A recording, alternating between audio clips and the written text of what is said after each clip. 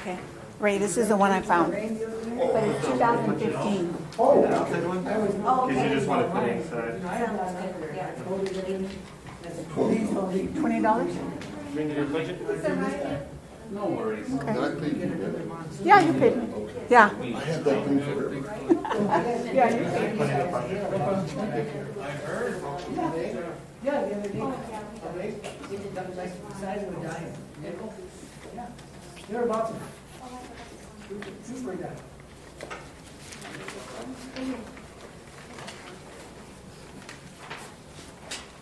Mr. Mayor, it's time. I'll call this meeting to order. Please stand for the Pledge of Allegiance. I pledge allegiance to the flag of the United States of America and to the republic for which it stands, one nation, under God, indivisible, with liberty and justice for all. Thank you. Roll call, please, Ms. Andrea. Mayor Donald Hewitt, Here. Councilmember Margaret Morales. Present.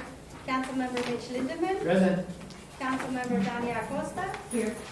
Councilmember Ray Shelton. Present. Councilmember Michael Valdenegro. Present. Councilmember Jose Quijano. Here. City Manager Doreen Watson. Present. City Attorney Juan Pablo Flores. Present. City Treasurer Luis Pedrosa. Present. Item number 4, the purpose of this public hearing is to allow for public participation pertaining to the CDBG Annual Action Plan. Ms. Andrade, do we have any requests to speak on this issue? No, we do not, Mr. Mayor. We'll hold it open for another 4 minutes and see if anybody shows up that would like to speak to it. Mayor, Yes, Mr. Lindemann, please. I'd like to ask for just a summary of the action plan. Thank you. Mrs. Watson, who would you like to offer that? Mayor, we have Senior Gonzalez, our housing department manager here. She could help with that. Excellent, thank you.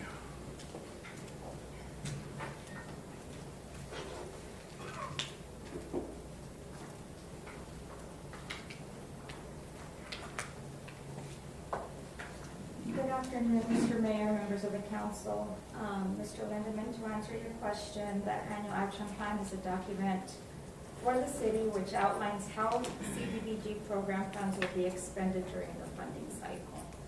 It provides a basis for assessing performance. So for fiscal year 20, staff determined that the best use for the funds would be to do some infrastructure improvements, curbing, sidewalks, ADA ramp access, and some street resurfacing and repairs. As much as we could with the little bit of funding that we get. So a list of those scattered locations was provided for you with your packets. And there's a lot of them. If you'd like, I can read them, or if you just want to look at that list that you have in front of you. That's fine. I just wanted a brief summary, and I don't know if I have that list in this packet, but I can get it later. Okay, Thank you. thank you.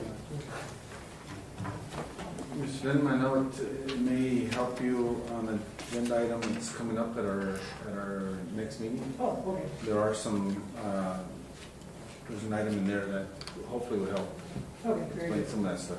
Thank you.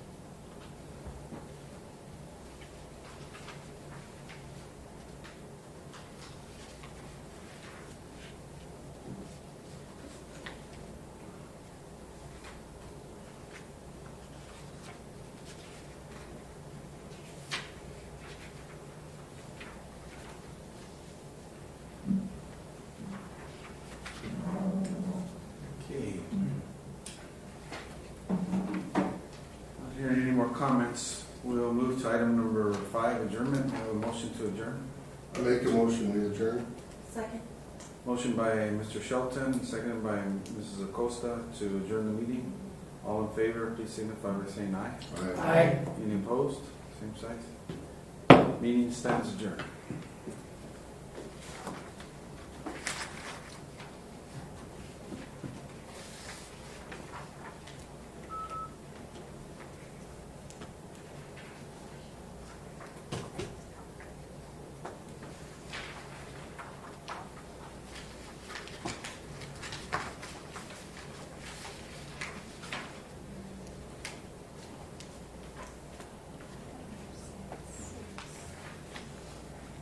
I got some, thank you.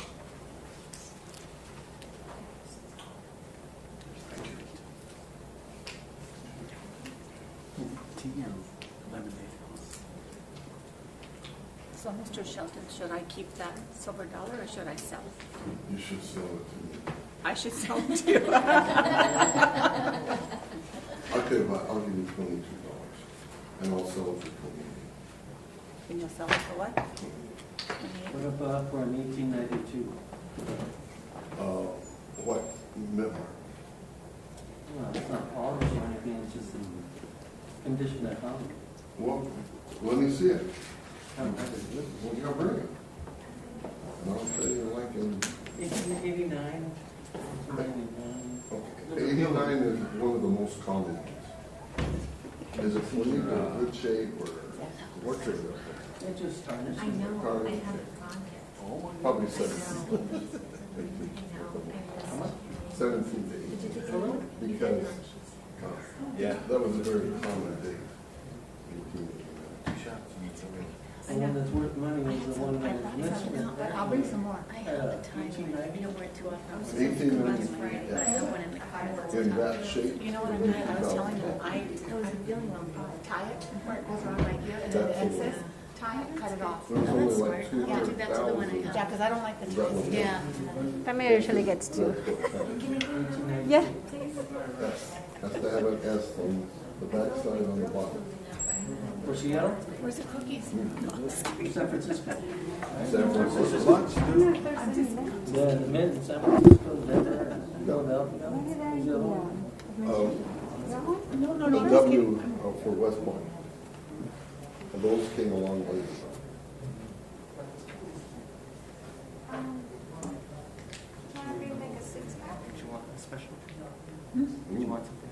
A water. So I put some in here. Well, that makes it nice. I thought you were bartending over here. That would be on Channel 9. If it's that kind of special drink, then yes. I'll take a margarita. In that case. In that case. And Margaret, like, I would sell it for 28, but then they take 20%. Plus something business. So maybe $3 or $4, maybe $2 or $3. Because people that really want it don't buy it for 20. Yeah. But if I buy it for 22, I'll make $2. You know? Yeah. Because when you go to these antique shops, I have my coins there and they charge me 20%. Oh, really? Okay. Is that guy from Bisbee gonna come down again?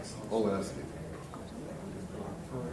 He needs to get there and go in the garage, I guess.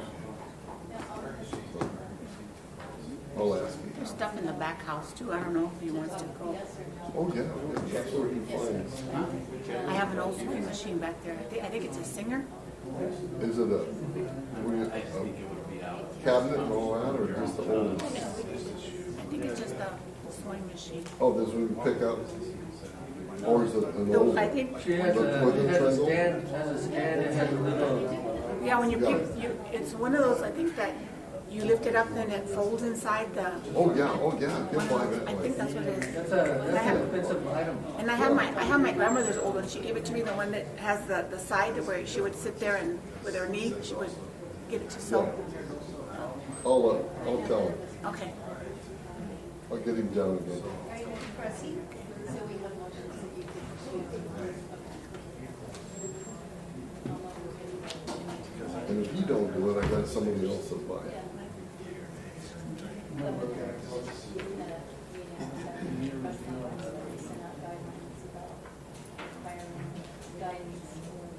I wonder what these things were.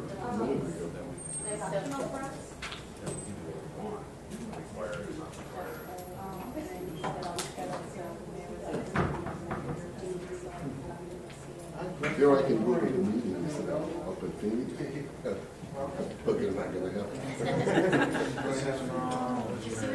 It had to be the years you could go, right? Yeah. Here all these years I've been a loyal teacher, I've been a loyal teacher. Haven't gone, now I can go when I can. Hi, where did this come from?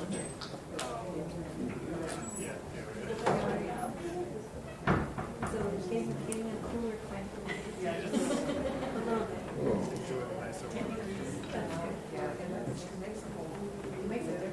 Well, I'm gonna take your wife up on something. She wanted me to explore my genealogy.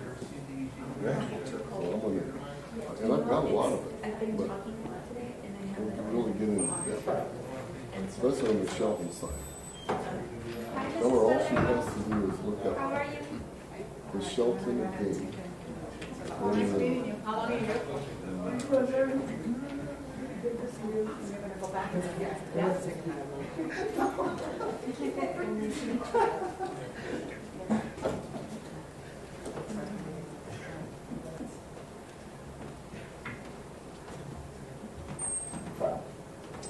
Igualitos. But the Brady side, my mother's side, is all the way back to the Mayflower. Do you want me to hand you the certificate and to the public for item 14, or not until that is? Do you want it now and just leave it here? Are you doing it? It's on the commercial. Are you supervising all this? DNC Title 10. No, I'm asking if you want the call to public forum here now or until we reach that end.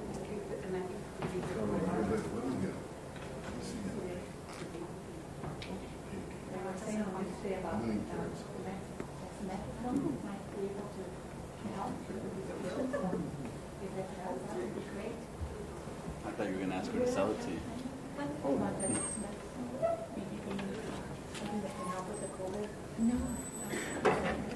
So this is for 14, and this is the. And she's calling. We are calling her. Right. It's Yeah, I was just reading an article, and then I realized that blood clots were common in COVID. And that was the study that they're conducting is with blood. Actually, I have a cousin, and he's the second cousin that just he's actually Sometimes. and it's all just he contracted it and his wife is recently he's able to see it and nothing at the hospital. Sometimes they do. And I think it within like a week of finding out that it is. It's scary. And especially if you don't know if you have underlying conditions. You know, I mean, we may feel healthy if we don't know.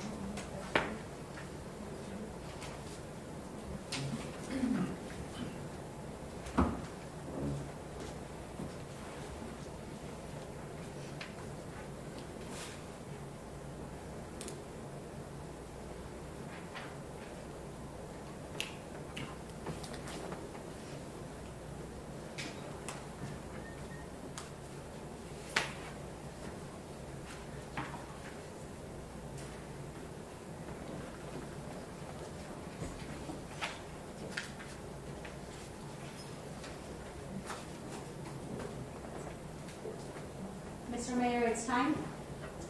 I'd like to call this meeting to order. We're going to have a pledge of allegiance, but afterwards I'd like you to remain standing for an invocation. One of things we'd like to do is involve our clergymen from the community and offer an invocation. And this evening, Pastor Pete Cordova has been kind enough to come and offer that invocation for us. So please stand for the pledge and then remain standing for Pastor Pete. I pledge allegiance to the flag of the United States of America and to the republic for which it stands, one nation, under God, indivisible, with liberty and justice for all.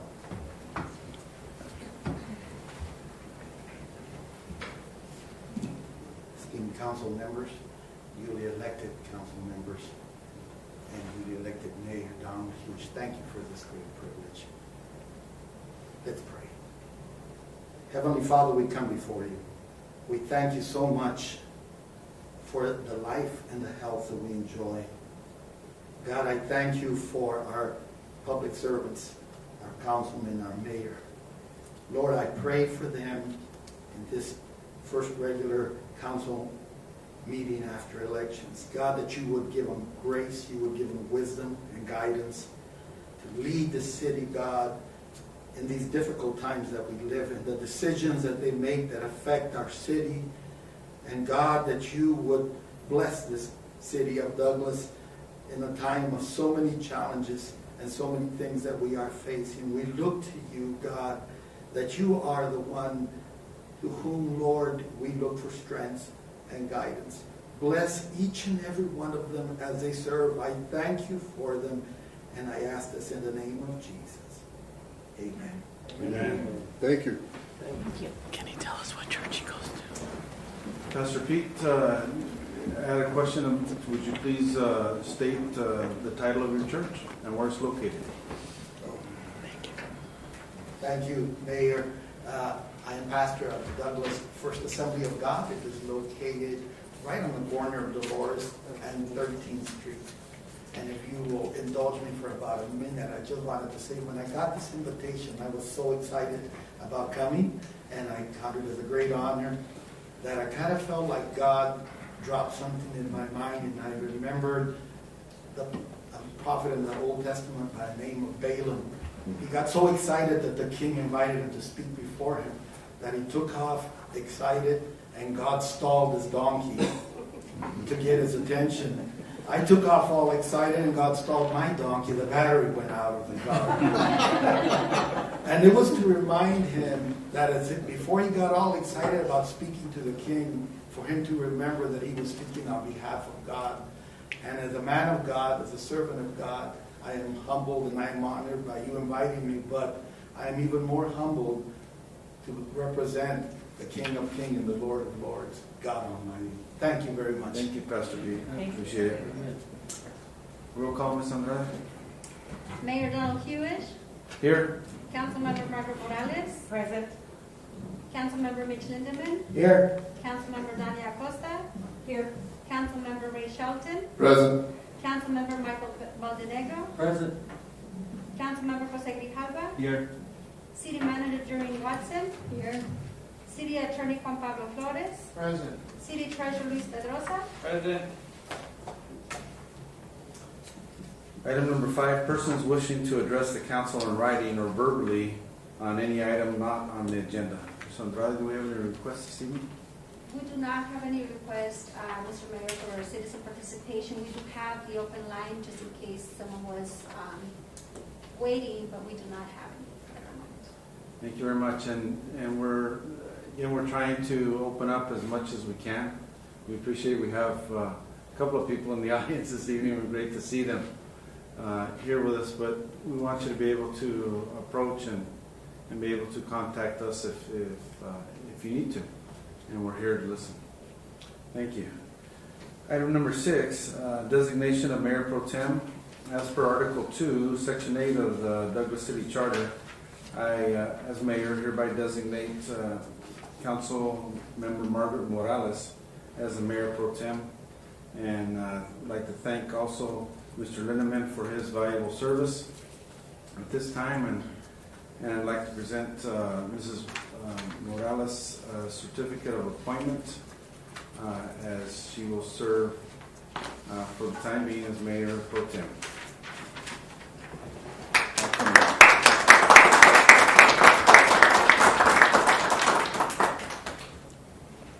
Do you want the rest of the council members to?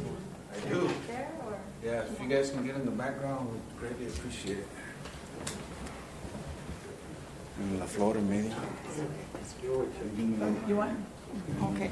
Yes, if we get back here, Can you get in this area close enough? Get on this side of the podium. On this side of the podium. There. We'll find it quick. this mask on, my wife would kill me. Actually, I hate to say it, yeah, could we? Hold I don't know, we're gonna move. Side by side. Sorry. No, we can go around, they're a little too far down. There we go. No, that was just a test shot, just relax. Mr. Valdenegro, if you can get closer to Mr. Shelton. Yes. Okay, Danya, if you can't, scoot down, just half a step, Mitch, half a step. There we go. Perfect. One more. Good.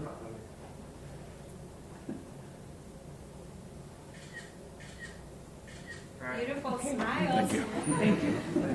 I will smile. Congratulations, Mrs. Morales.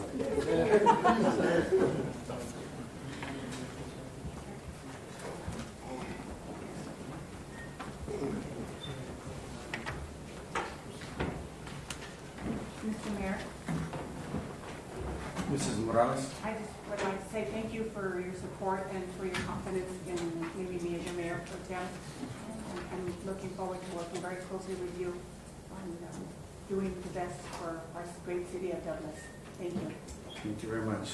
Item number 7, approval of consent agenda items. A, approval of the monthly expenditures of May totaling $2,653,413.37. B, meeting minutes for May 13th, 2020. C, Personnel Appeals Board appoint resignations of David Pettis effective May 27th, 2020, and Adalberto Araiza effective June 17th, 2020. And the Personnel Appeals Board appointments of Guadalupe Mejia and Vicky Merritt effective June 17th, 2020. D, 24-hour gasoline service contract award. And E, financial audit services proposal award. May I have a motion to approve? Mr. Mayor, Mrs. Morales? I move to approve consent agenda items as listed. Second. A motion by Mrs. Morales and a second by Mr. Grijalva to approve. All roll call, please. Councilmember Morales? Yes. Councilmember Lindemann? Yes. Councilmember Acosta? Yes. Councilmember Shelton? Yes. Councilmember Valdenegro? Yes. Councilmember Grijalva? Yes. Mr. Mayor? Mayor votes yes, motion carries. Item number 8, discussion on approval of employee health insurance contract renewals. I believe Mrs. Watson, Ms. Garcia Pedrosa will present on that. Thank you. Good evening, Mayor, members of the council. Before you, we have the contract renewals for health insurance. They came in at about a 4.5 increase in overall premiums. And just as a little bit of background, we currently have one plan where employees have either a $750 deductible or $5,000 deductible. Users of the plan stay in the lower deductible by going to the providers where we have those direct contracts where the lower deductibles have been negotiated. Lower rates, have been negotiated. This has allowed the plan to keep the amount of the claims relatively low or reasonable. We know, however, that some employees prefer not to be limited in the providers that they could visit to remain at the lower deductible. And because of this, we're adding an additional medical plan this year with a $1,000 deductible, regardless of the providers that they use, as long as they stay in the Aetna network. The premiums for this plan are going to be higher, though, than the other plans, since the amount in claims paid would be higher as well for this. We're asking for the employee-only insurance cap provided by the city to be placed at $535.54 a month. which is $23.40 above this current year. And for the employee plus family insurance cap at $863.28, which is $37.70 above this current year. Setting those amounts from the city, what the city's going to pay, will place the employee portions of the premiums as follows. For the employee only, $750,000 deductible, it would still remain at zero for the employee. And for the $1,000, the new plan, it would be at $98.78 a month. For the family coverage, for the $755,000 deductible, the employee would pay $464.86 a month, which is an increase of $20, $20.32 per month from the current year. And for the $1,000 deductible plan, the new plan, employees would pay $709 a month. So the increases to the amount of the city will pay towards the health insurance would cost an additional $44,000 to the general fund, which has been accounted for in this coming budget. Thank you. May I have a motion to approve? Mayor, Mr. Lindeman? I move that the mayor and council approve confidential benefits, third-party claims administrator, Aetna PPO network, American Health Holding Utilization Management, Outreach Medical Resources, Pharmacy Benefit Management, and Swiss Re Stop Loss Insurance. Thank you. Is there a second? Second. Motion by Mr. Lindeman, second by Mr. Shelton to approve. Roll, any discussion? Hearing none, roll call, please. Councilmember Morales? Yes. Councilmember Lindemann? Yes. Councilmember Acosta? Yes. Councilmember Shelton? Yes. Councilmember Montenegro? Yes. Councilmember Grijalva? Yes. Mr. Mayor? Mayor votes yes, motion carries. Item number 9, discussion, decision on approval of first reading of ordinance number 20-1119, an ordinance of the mayor and council of the city of Douglas, Cochise County, Arizona, authorizing the acceptance of a donation of donated unapproved real property from Roger W. Leinenweaver and Connie Leinenweaver, identified as Cochise County parcel number 407-57-009E. Good evening, Mr. Mayor. Flores, please. Good evening, Mr. Mayor, members of the council. This is an item that's been a little bit backlogged, and it basically refers to 5 acres of land that's being offered. That was offered to our fire chief, and this is going to be the first reading. It's approximately 5 acres. I've included a map and a legal description, and just so the council is clear, we have not done any environmental studies on that land. So it's up to the council to direct that if they would like to do that. And this is the first reading, and I can help answer some questions if you're so inclined. But the plans are, since future annexation plans that council is considering may entail annexing area to the west, it may be within the city's sphere of influence to have that property in case we want to have a rural fire department or wildland fighting capabilities in that area, etc. And the property's roughly located, it's on the edge of Kings Highway, and it's about 2/3 of the way to, I forget the name of that road, but Double Adobe Road, about 2/3 of the way out. That's all I have, Mr. Mayor. Thank you. May I have a motion? Mr. Mayor, Mr. Shelton? I recommend the mayor and council approve the placement of ordinance number 20-1119 on its first reading by number and title only. Is there a second? Second. Motion by Councilmember Shelton, second by Councilmember Grijalva, and a host of others. As they used to say, a host of other bulldogs. To approve. And also, we'll open it up for discussion, but I'd also like to have Chief Lomeli, if he would share any thoughts on how that would work into the plans or the future vision of the fire department.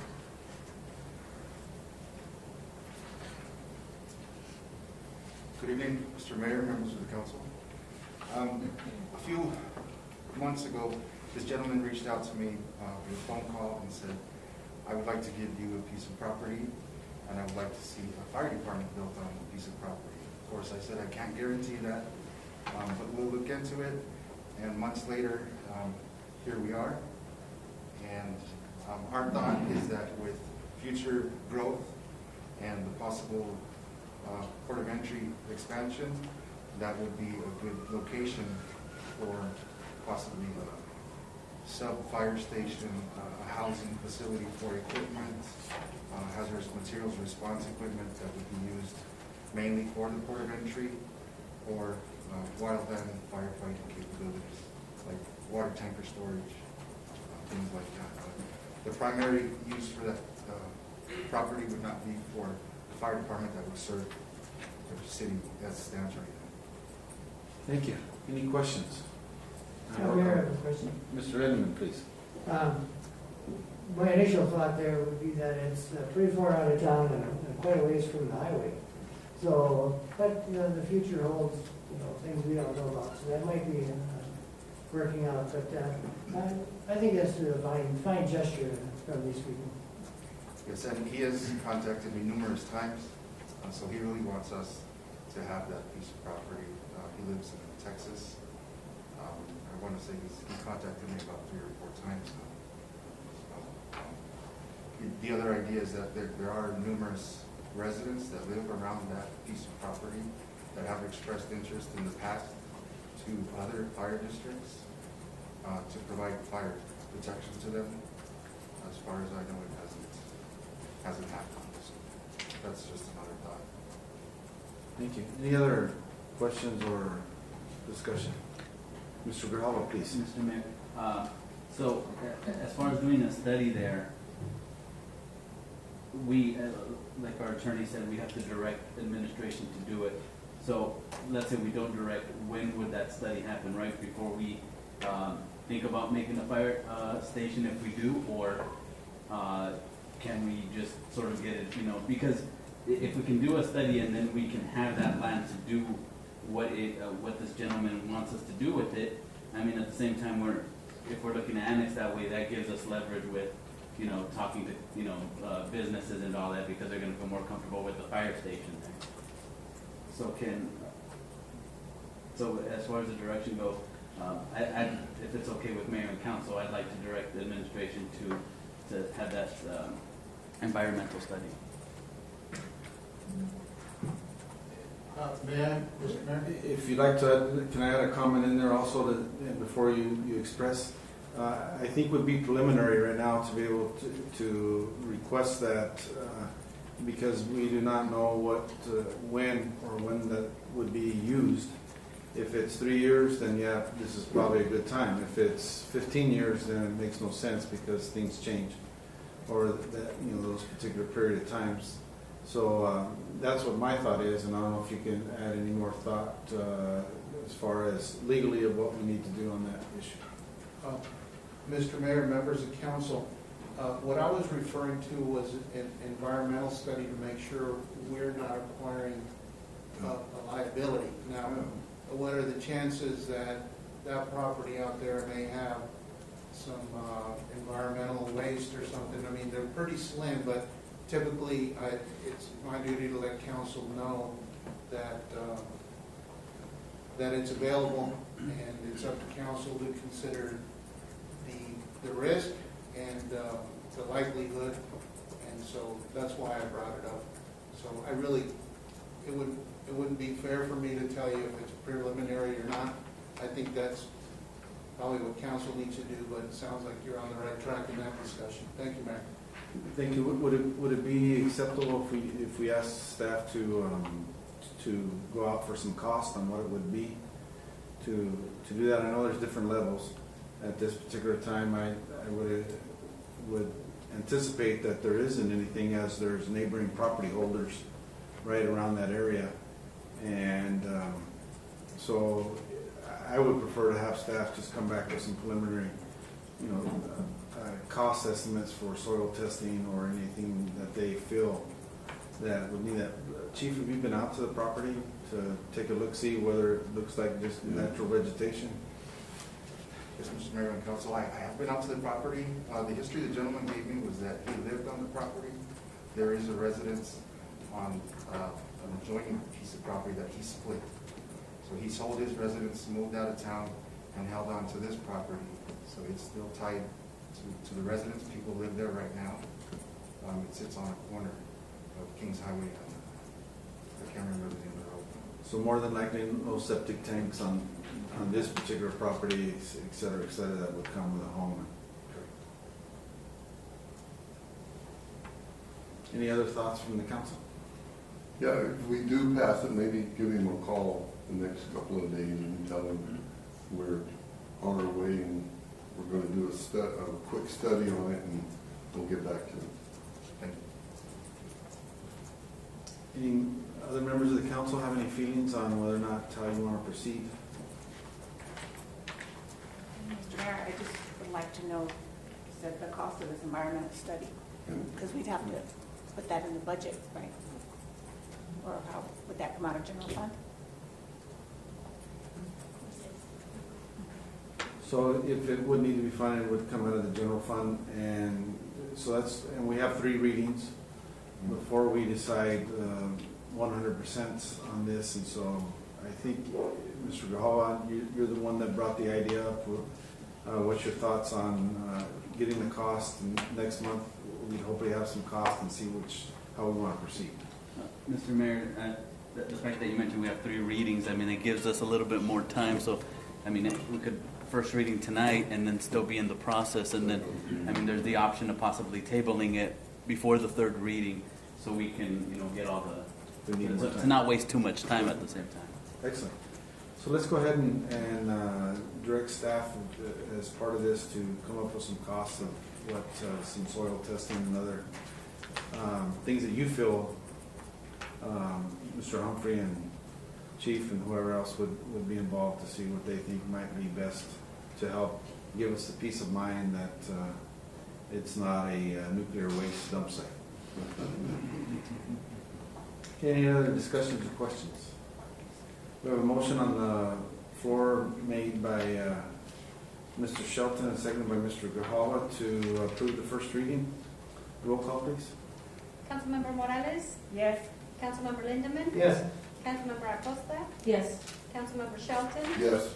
Councilmember Valdenegro? Yes. Councilmember Grijalva? Yes. Mr. Mayor? Mayor votes yes, motion carries.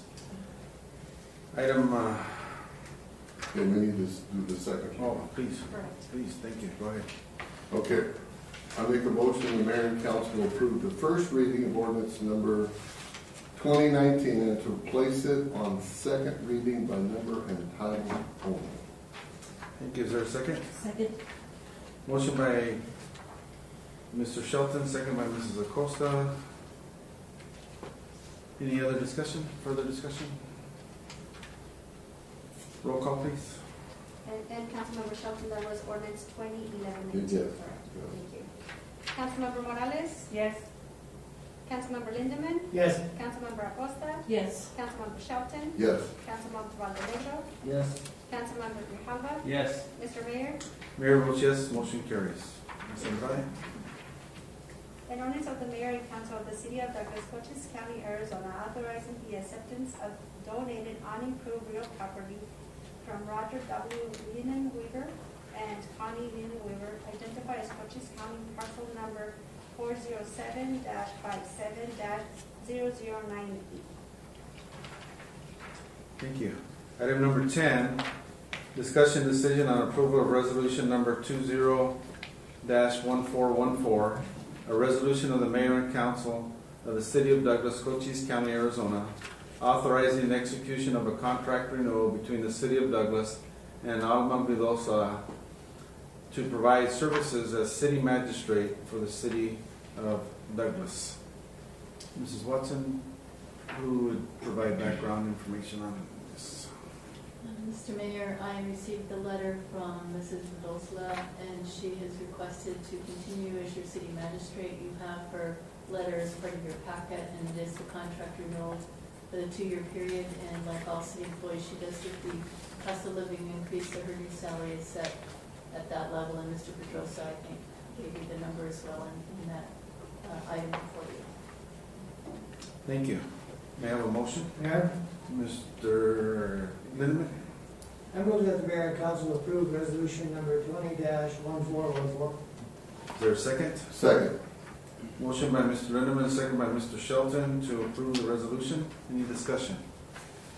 Mr. Mayor, Yes, Mrs. Morales. I just want to say that Mr. Gosela has served as city magistrate for 18 years, and I think she's done a great job, and I'm happy to see her continue in that position.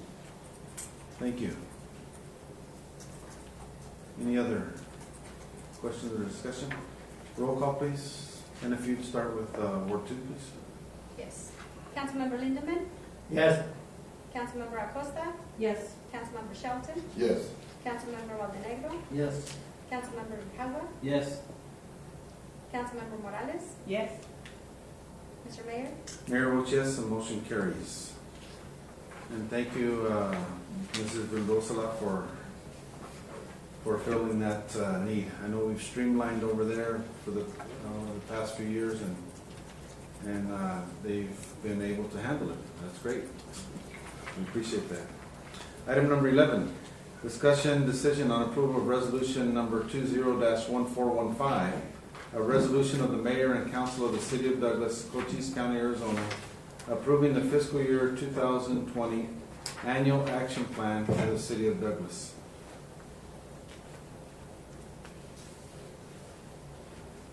Mr. Mayor, I recommend the mayor and council approve resolution number 20-1415. We have a motion by Mr. Shelton, Second. second by Mrs. Morales. Ms. Gonzalez, would you overview this for us, please?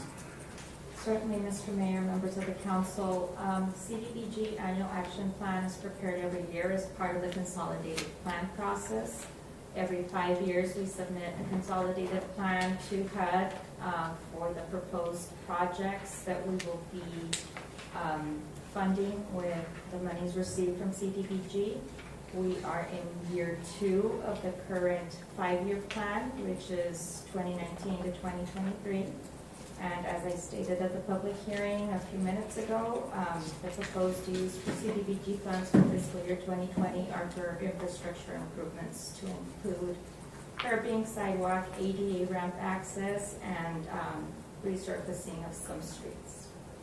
And could you outline the basic geographic area of where that might take place? CDBG guidelines dictate that the funding be used in low to moderate income areas of the city, and the designated areas are Census Tracts 8 and 9 of Douglas, which run from International Avenue all the way up to 23rd Street, I believe, as far as city limits go, and from Pan American Avenue all the way to Washington Avenue. Excellent. Any questions or comments? Thank you very much. Roll call, please. Councilmember Lindeman, Yes. Councilmember Acosta, Yes. Councilmember Shelton, Yes. Councilmember Valdenegro, Yes. Councilmember Grijalva, Yes. Mayor Pro Tempore Morales, Yes. Mr. Mayor. Mayor votes yes, motion carries. Item number 12, discussion decision on approval of resolution number 20-1416, a resolution of the mayor and council of the city of Douglas, Cochise County, Arizona, initiating the Bay Acres annexation process for the city of Douglas, Arizona. Mr. Gardner.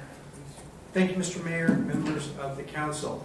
I'm going to give a little more background than normal because we do have some new faces up here. Just want to be sure that everybody understands where we are and how we've gotten to this point.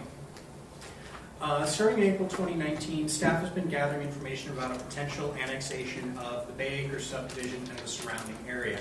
This is driven by the extension of wastewater services to the Bay Acres subdivision, a project that is currently under construction. Since April 2019, staff has been reaching out both via mailings and public meetings to the citizens to get a feeling of whether or not they'd be interested in being annexed into the city. Areas of focus include wastewater, fire service, and road maintenance.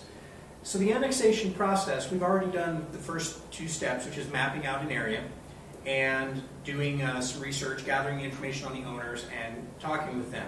So what we're looking at here is the next big step is step 3 in annexation, where the city files a petition with the county recorder's office and starts collecting signatures from the property owners on whether they would like to be annexed. And this is the step that we're looking for direction on whether or not we want to proceed on this. So we want to give some of the pros and cons on why we're doing this. What's the impact to the city?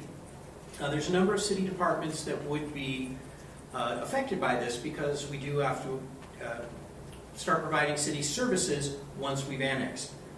First is the fire department. This area is currently served by the Douglas Fire Department under a memorandum of understanding with the Sunnyside Fire Department. So our folks are already going out there, and they're not really getting paid for it. So if this area is annexed as part of the city, while we will be required to serve it, they'll be joined to the city property tax base, so we would be collecting payment for that. There's some additional impacts related to the Sunnyside Fire District, and once I'm done, I'll turn this over to Mr. Pedrosa, who will talk a little bit more about the financial implications of this. The police department, much like the fire department, we often respond as a matter of courtesy out there. Again, bringing them into the city means we'd be getting extra tax revenue and state shared revenue, which again, Mr. Pedrosa will talk about, that would help fund what we're actually already doing. Water, the city already serves much of the annexation area with water, particularly the Bay Acres subdivision. We would potentially have to serve some additional areas between existing city limits and the Bay Acres subdivision because we do have to annex a contiguous piece. We can't just reach out and just grab Bay Acres and leave either an island or an enclave, some of those unpleasant situations. So we would potentially have to extend some water lines if folks are interested. Wastewater, it's the expansion of wastewater to the Bay Acres subdivision that is driving this. Now, at the moment, that only serves the Bay Acres subdivision and the direct route there, the designated Colonia area, and that's because of how the grant funding to expand the sewer plant and provide this service came about. 21st and 23rd Street would notably remain unserved at this time, so again, there's some potential impact in extending sewer service to 21st and 23rd. Sanitation, we would provide trash service, and we can already do that with what we've got now. There wouldn't be any capital outlay to extend sanitation service there.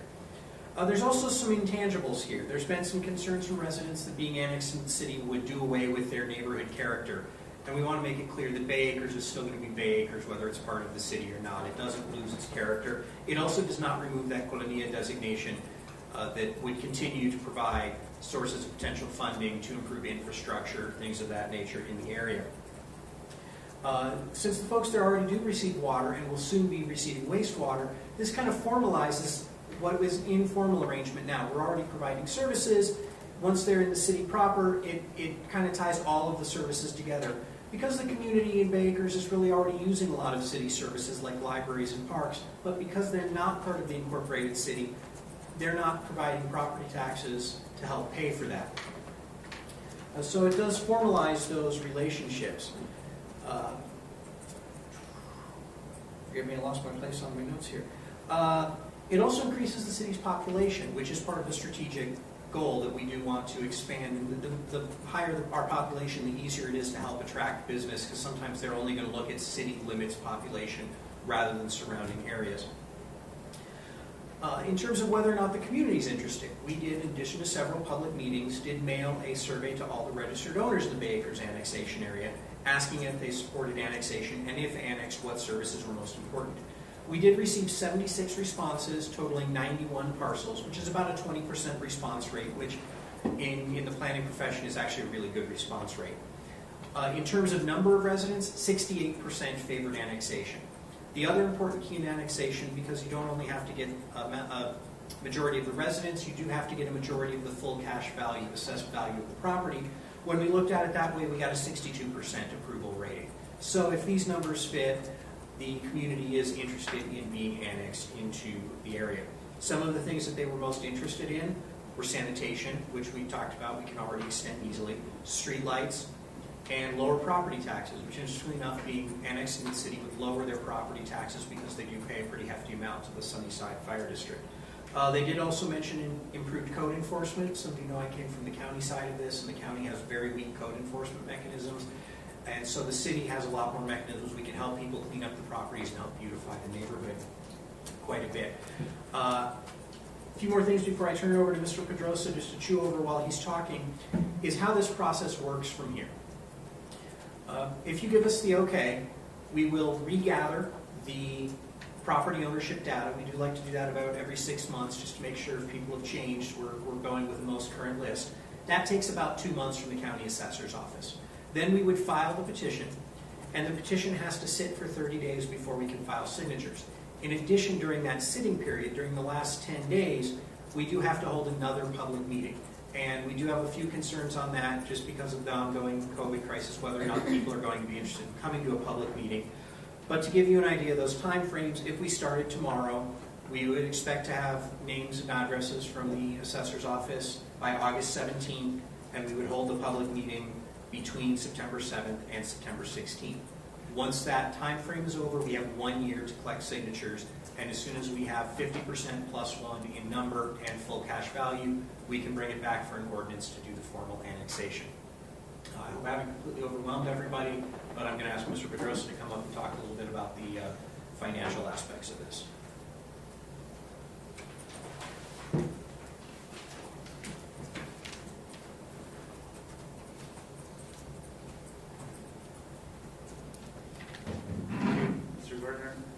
Good evening, Mayor, members of council. In your packets, there's a financial analysis that we put together to give a very rough idea of the financial impact of this annexation. We made various assumptions based on what we know and the formulas that we are currently working under. As far as revenue is concerned, we were projected about a gain of 800 in population from the Bay Acres and surrounding area. Within the existing state shared formulas, that would mean an additional about 240,000 additional in general fund state shared revenue. Real property tax of $286,000. There's also different licenses and permitting that the city has in force, and that those would take effect in that area and would produce additional revenue, such as franchise fees, business licenses, dog licenses, and of course sales tax for existing businesses that are there. So total, we were looking at a very rough projection of $568,000 in additional revenue. Of course, as Mr. Gardner mentioned, the needs servicing the community are going to be apparent once we do that, and obviously mostly on the police and fire side. We understand that it would take a phased approach to really achieve to the levels of service that we want to get to, but just we put together a budget to arrive at that location of adding at least one fire and one firefighter and EMS, at least in the initial onset when we get the additional distribution of revenue. It's also important to state that currently the district has debt associated with it. So meaning that if we take over that district, we also absorb that liability of debt. As of September, it was $319,000, and that was to pay the fire station that was built, as well as some equipment, a truck to be exact. So we know we have to either extinguish that debt or carry that debt. We probably want to extinguish it. That would be my recommendation, just so that we start fresh and basically allocate our funds towards our services that we need to provide there. We did a second year so that we know that once the debt is extinguished, we free up with some more money and we can add some more bodies out there.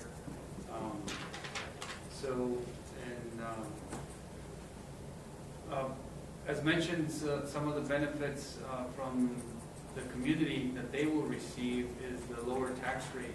Currently, the city's tax rate, which would be absorbed by that once annexation happens, is 1.1591.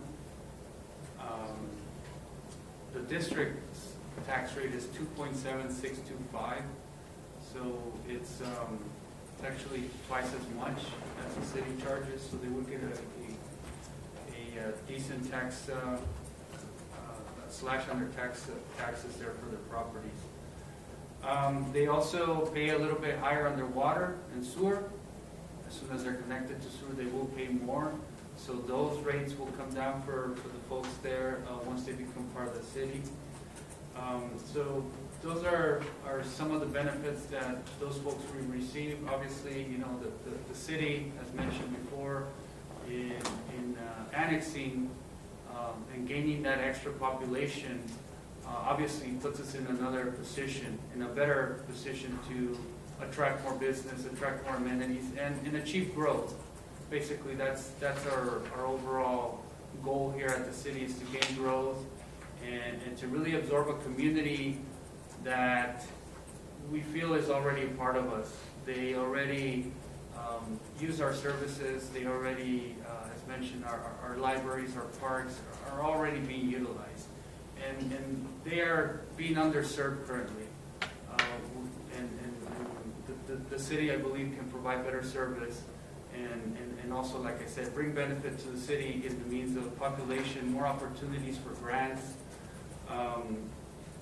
growth, and of course, we're also getting a much improved area of new sewer lines being installed, as well as new streets once the sewer project is installed. So we are getting an improved section there. Thank you. May I have a motion, please? Mayor, Mr. Lindeman?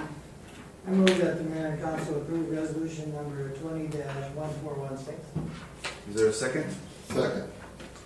There's a motion by Councilman Lindeman and a second by Councilman Shelton to approve. Questions, discussion?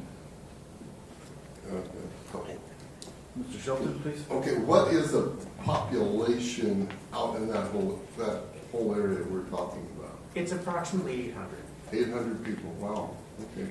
Now, there's several streets there, we were talking, we just can't go and get Bay Acres. There's several streets in there that need to be annexed also. Is this correct, before we can get to Bay Acres? That is correct. There should be in your packet a page that looks like this, and it's got a blue area that shows the annexation area. So it's Okay. reaching out. It looks kind of like a lopsided number 4. And I know someone that lives on Airport Road to the, going north. They would like to be part of it also. At this point, geographically, that may not be contiguous, but we can do it as a separate issue. Okay, okay. So, I'm really surprised that you say 62 to 68% of the people, and I guess they said yes. That's good. That's good, because the meeting I went to was real negative. Matter of fact, I left. Really. I was not treated very nice. Matter of fact, there was a person who was so rude that I didn't want to get in a little, so I just left. Well, I can say from my experience doing various planning things, we always hear from the naysayers, and we don't often hear from the folks that are in support. So getting a 68% positive response rate is very good, because normally we would expect the positives to be well below, positively well below the official response rate. Okay, So well, this is very encouraging. I'm really in favor of it, then that we go ahead and do this. I know I've had a number of people from Pearlville saying they're on board. They're next. Yeah, okay. Thank you. Mr. Grijalva? Thank you, Mayor. I'm just going to reiterate what again, I've had some who are associated with Bay Acres that are not happy, and I can understand it from the city standpoint. I mean, more population, more money. but again, this isn't a 1 cent tax increase for the businesses there. They're going to have to pay the whole thing now. They're going to be affected. So, you know, I mean, we could talk sales tax, but if they run out of business because they're not accustomed to paying a sales tax, that sales tax goes away. So, I mean, I just don't I wish we could just, if we're going to grandfather, how you said, their culture, you know, because I think we've talked about this, you know, if they have livestock there, they can keep it there, right? I mean, if we're not going to affect them. Why can't we do the same thing for the businesses? I mean, we're still going to get in a positive with the residents. We're going to get a positive with the property tax.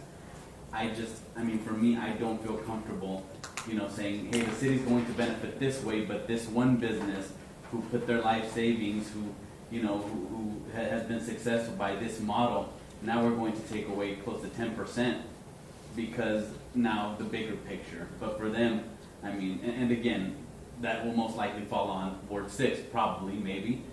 So, for me, I just don't feel comfortable. You know, you could say 800, but if that's one business that goes out of business, that's one family that just lost their livelihood. And for me, I mean, morally, unless we can help them out how we're helping out the whole city and grandfathering, for me, it's just an uncomfortable situation. Mr. Mayor, if I may clarify, our city's sales tax is not 2%. So what they're paying already to the county and the state, and Louise can clarify this too, is the bulk of it, and ours is just the addition, would just be the addition, which is not anywhere near that. Don't want anyone to misunderstand what it is. Louise, do you want to speak? Thank you, Ms. Watson. The current sales tax rate that those businesses in the county is 5.6%, and the city sales tax rate here in the city is 9.9%. So the difference is 3.8%. That's our city tax rate. And I'd also like to add that those businesses would get a tax rate decrease as well by being under the city through the means of property tax, through the means of also paying less on their utilities. Yeah, you know, their sales tax rate will increase to the city's rate, but their property tax rate and their utility costs will decrease to the city's rate. So they're being serviced in a different way now, and I think the cost benefit there more than likely benefits the businesses and the residents through the city service. Yeah, Hold on, Mr. Grijalva. Please. I mean, I understand that, but that's just assuming that they're, you know, that they might not raise their prices, but if they raise their prices because of the sales tax, and people say, well, I can get it cheaper at a Walmart, or I can get it cheaper somewhere else. Now that property tax decrease doesn't really matter. Now all that really doesn't matter if they lose business. I'm just saying that makes me feel uncomfortable affecting their business when they've been successful with the current model. And if we can't help them out, I mean, if we can grandfather them in their situation, you know, help them out, but you know, again, that's the administration, that's council as a majority. I just wanted to put my 2 cents in. Thank you, Mr. Grijalva. Mr. Shilton, did you have a follow-up? yes, you know, the council has to realize that this is going to benefit all of Douglas, and it will be all of Bay Acres also in between there. And you say maybe somebody want to go to Walmart. Hey, they live way out there. Time to get to Walmart, you're going to use enough gas for that few cents that they're going to save. They can just go ahead and buy their product at this one place. Thank you. Any other questions by the council? Mr. Mayor, it seems to me that I'm remembering when they were talking about signing up for the sewer. There was quite a lot of people that were in favor of that, and they signed up. So that could be a representative that a lot of people do want this. Thank you. That was my comment. Thank you. Anyone else of the council? Mrs. Costa? I just wanted to point out that I actually did attend one of the meetings, and I think it might have been one of the last meetings, I think in January sometime. And I actually had the opposite experience that Mr. Shelton did, and it seemed a lot more positive. So maybe in the beginning there was a lot of pushback from the residents. Not all of them agreed during that time either, but, excuse me, but the feedback was more positive than negative. And I think the services that they're looking for is what, they're more, they're looking forward to it. So the majority need the sanitation and the utilities, and that was my impression that I got at that last meeting. Thank you. Mr. Shelton, you have? Yeah, wow, 1959, I think, Bisbee went ahead, and Warren became part of Bisbee, Bakerville, San Jose, Don Luis. And as I ask these people out there, I ask in Bay Acres, I say, when you're in Tucson, where do you say you're from? Oh, Douglas. I said, well, they go to school here. A lot of them went to school here. Their kids go to school here. They go to our parks. I've got a good friend. His house burned down on February 2nd, and he's in between that area there. Who was there? The Douglas Fire Department. Within like 3 minutes. And Sunnyside, they were there, but it took them a while to get there. So, I mean, it's very positive that, I believe that Bay Acres should really consider, being part of Douglas. Thank you, Mr. Shelton. I have a couple of sticky questions. I apologize for that. Because the Sunnyside Fire Department is out there, I know they cover more area and their taxing authority area is bigger than that. How is that affected once we mentioned that taking over their debt and taking over essentially their operation? How does that work with the people that are outside?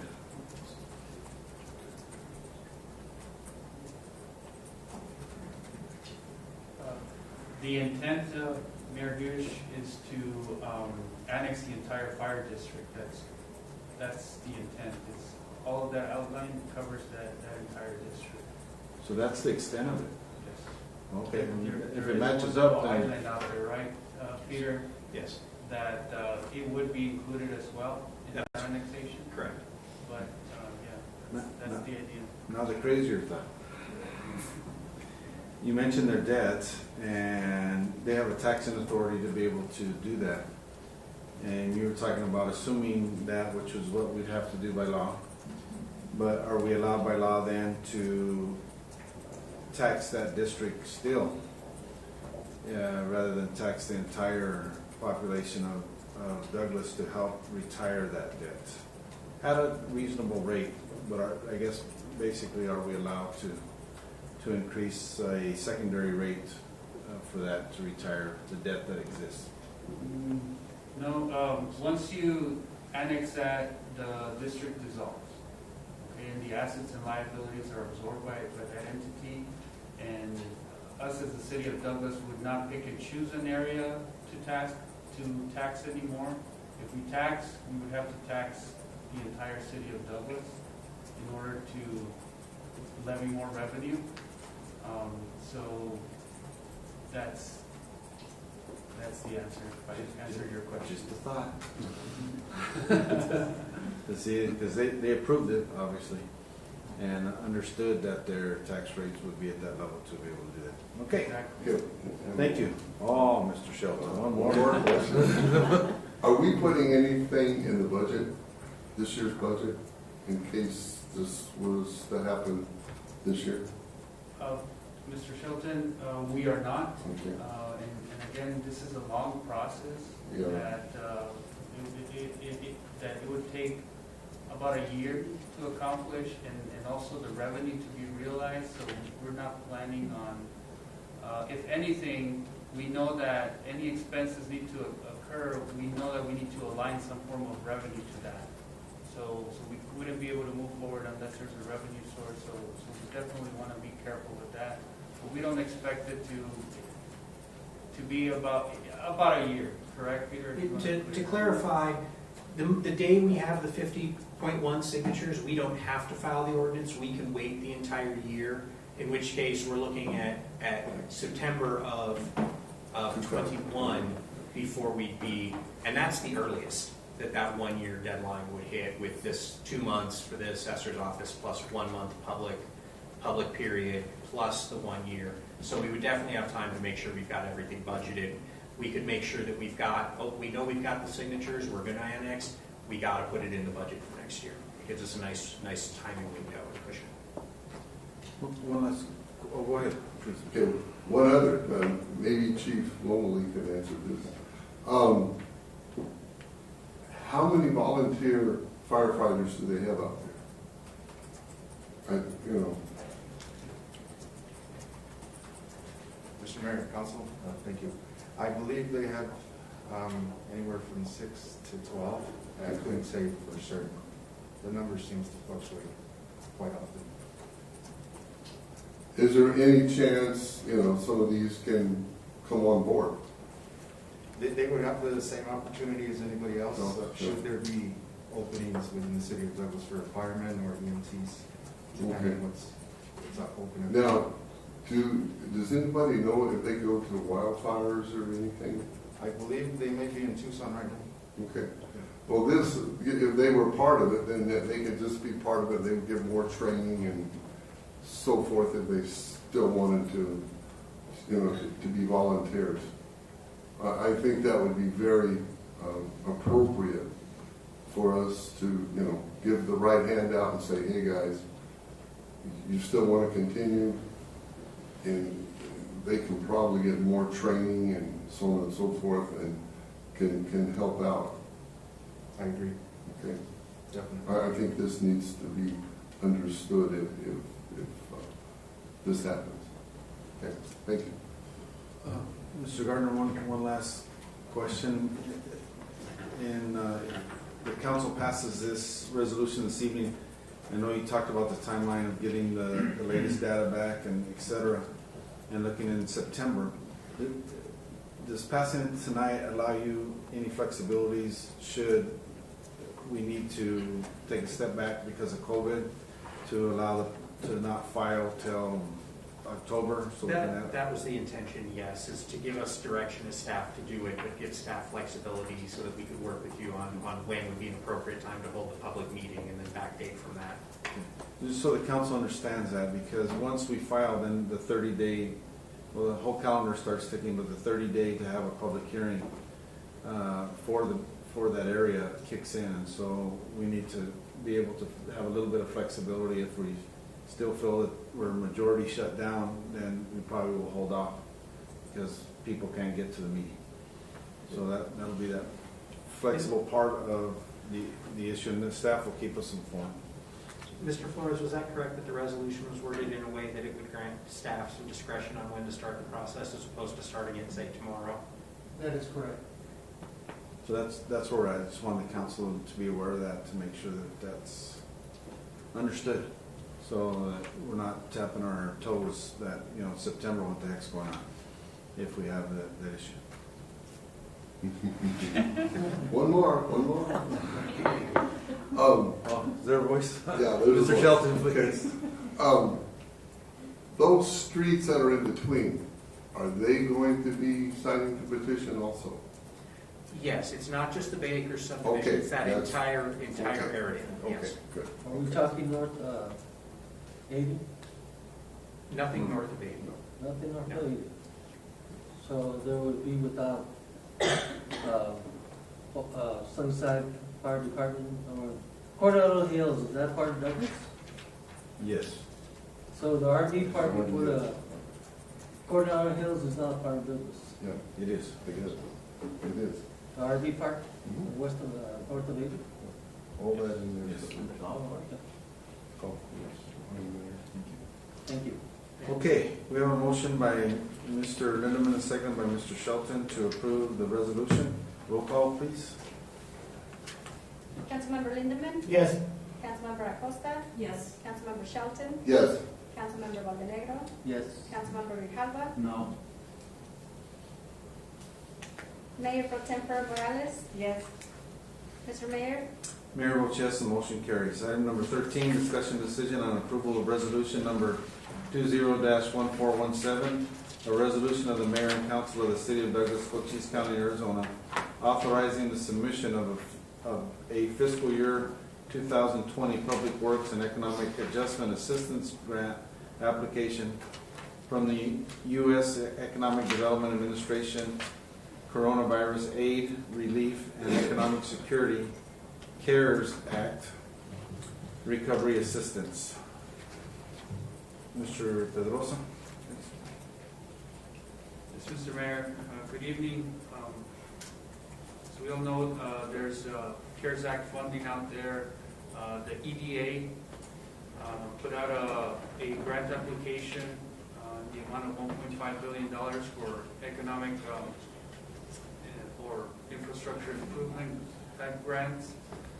Our partners at SEGO teamed up with the city to pursue an application through this funding source with the proposed use of to cover the cost of the infrastructure to the new port of entry. I should mention the planning and design of that infrastructure.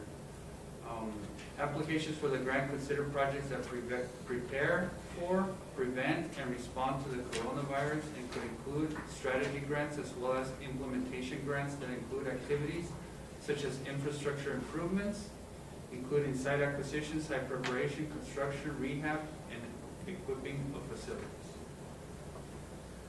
This grant is available through the EAA, the Economic Adjustment Assistance, which is a very flexible program. The applications are a first come, first served basis, so we are trying to be expedient in setting forth an application. The purpose of, well, I should mention that the city is working through an engineering firm to develop various options of the best ways to deliver service as far as water and sewer is concerned over to the projected port of entry site. PACE prepared a DCR, a preliminary DCR for us, and actually finalized it tonight, and which depicted costs for the best alternatives to provide that service. At the time, we were looking at $2.3 million in cost for engineering services. We asked them to break those costs down further so that we don't include any unnecessary pre-construction costs into the application. And since then, those costs have been revised to about $1.7 million. This grant is funded, can be funded at 80% or up to 100%. We feel that we have a very good shot at getting 100% grant funded based on the qualifications of the grant and the needs that is associated. So we have put together this resolution as part of the grant application that requires a commitment from the city in order to show that we are willing to commit funds for this type of project. Therefore, submitting this resolution with that commitment into the grant betters our chances to obtain it. With that said, I'll entertain any questions from Mayor and Council. Thank you, Mr. Pedrosa. May I have a motion? Mr. Mayor, Yes, Mrs. Morales. I move that Mayor and Council approve resolution number 20-1417. Is there a second? Second. Motion by Mrs. Morales, a second by Mrs. Acosta to approve. Questions, comments, please. Well, I'll lead off. I had an opportunity to speak with Mr. Hess of SEGO, and I don't want to speak on his behalf, but he just mentioned to me that we sit in a very favorable position for this, and it got me excited to see that. I know Mrs. Watson's been in discussions with the SEGO staff. They've stepped up to do what they can to assist us, and I truly appreciate that. I want to give our heartfelt thanks to SEGO on assisting us and making this happen, but his words were that we're in a very favorable position to receive this. So, I don't know, Mrs. Watson, if you wanted to add anything to that.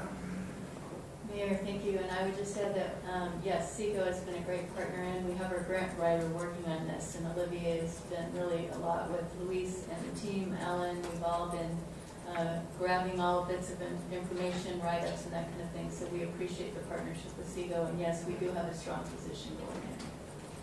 Thank you. Any other discussions or comments? Yes, Mrs. Acosta. The match, the 20% match, is that, was that included in the budget for this? So the way that we would lay it out is we would match reserves from the water and sewer fund, which are capable of handling that. I think that is a very good purpose of those funds, and to allocate them, I feel comfortable in doing that. And they are designated for that type of use, so that's where they would come from. That's where we would look for them. If we needed to match or needed to put it in, that's where they would come from. So that it makes sense, and it's great that they're there. And that number should be lower if we get the 20% match, which we hope to get 0% match. But that number should be around 350,000, I think, maximum. Thank you. Mr. Grijalva, please. Just a curious question. So since they're coming out of those funds, how much will we have in the reserve once those funds are matched? The water reserve has about $2 million of unencumbered reserve. Wastewater has a little bit less than $1 million. Thank you very much. Roll call, please. Councilmember Lindemann? Yes. Councilmember Acosta? Yes. Councilmember Shelton? Yes. Councilmember Montenegro? Yes. Councilmember Grijalva? Yes. Mayor Pro Tempore Morales? Yes. Mr. Mayor? Mayor votes yes, motion carries. Thank you. Mr. De La Rosa. Item number 14, discuss a decision on approval of resolution number 20-1418, a resolution of the mayor and council of the city of Douglas, Cochise County, Arizona, relating to Title 10 of the Douglas Municipal Code pertaining to vehicles and traffic, and instituting a pilot program to extend the commercial vehicle traffic route under Chapter 10.32.020, effective from the date of enactment. Chief Fulham, please. Thank you, Mr. Mayor, members of the council. There have been a number of council reports regarding this information, but for the benefit of all, a summary of which was the city experienced a substantial increase in commercial truck traffic as a result of the border wall project. At the onset, the traffic was channeled through the Washington Avenue 15th Street corridor, which is an established commercial vehicle route that provides direct access to the east side of town without traversing through the middle of town. Because of the sewer project that is currently underway and projected to continue for another 6 to 9 months, we had to identify an alternative route. 10th Street off of Pan American to Airport Road was the identified route, both by myself as well as Public Works directors, and that being the more beneficial route. In doing that, we have channeled all of the commercial traffic, onto 10th Street, which has resulted in some complaints from the residents that have been affected. We looked at alternative routes as a possible either sole route or an additional route to help alleviate some of that traffic, as well as listening to some of the concerns from other local businesses that operate commercial vehicles. In doing that, we had a meeting on May 20th where we met with representatives from the contractors doing the border wall project, as well as the local business owner and representatives from Cochise County to discuss our information and solicit their input. We had also done a route evaluation based on individual criteria, rating each route on its own merits and not necessarily comparing the two. And as a result of that, we identified the pilot route that's being proposed to you tonight as an alternate route for use by local commercial traffic until such time that the traffic can be resumed on Washington Avenue. So it's being offered as a pilot program with the idea that it will sunset once traffic can be migrated back. In doing that, we would have to codify the route, and the areas affected would be 15th Street from A Avenue to Airport Road, 16th Street from A Avenue to Bonita Avenue, and Bonita Avenue from 15th Street to 16th Street. We do have a map of the route. It's not a great picture unless you got eagle eyes, but to provide some point of reference,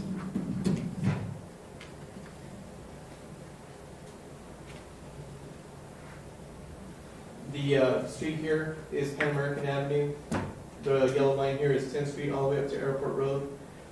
The route that we're proposing is 15th Street between Airport Road to A Avenue North to 80 or Leslie Canyon Road area.